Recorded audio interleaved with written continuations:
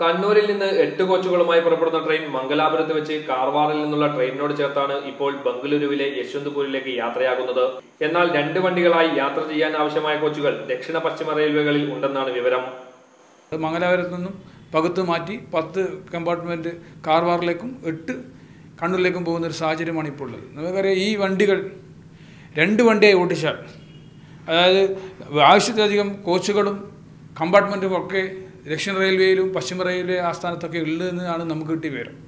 അതുകൊണ്ട് തന്നെ ഈ 2 പകുതിയായി ഓടിക്കുന്ന ട്രെയിനുകൾ 2 മുഴുവൻ ട്രെയിനായി ഓടിച്ചാൽ ട്രെയിനുകളിലില്ലാതെ കഷ്ടപ്പെടുന്ന മലബാറിലെ യാത്രക്കാർക്ക് വളരെ അനുഗ്രഹമായി. നിലവിലുള്ള എഞ്ചിനുകൾ തന്നെ ഉപയോഗപ്പെടുത്താനുമാകും.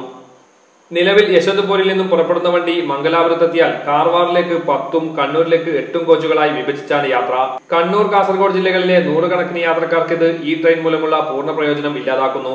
മംഗലാപുരത്ത് 2 മണിക്കൂർ പിടിച്ചിടുന്നത് ഒഴിവാക്കി ബംഗളൂരു, മൈസൂരു ഡിവിഷനുകളിൽ ചെറിയ രീതിയിലുള്ള ക്രമീകരണം നടത്താൻ ദക്ഷിണ പശ്ചിമ റെയിൽവേ മനസ്സുവെച്ചാൽ ഒരു പൂർണ്ണ വണ്ടി കൂടി മലബാറിൽ നിന്ന് ബംഗളൂരുവിലേക്ക് ഓടും. മീഡിയ 1 കാസർഗോഡ്.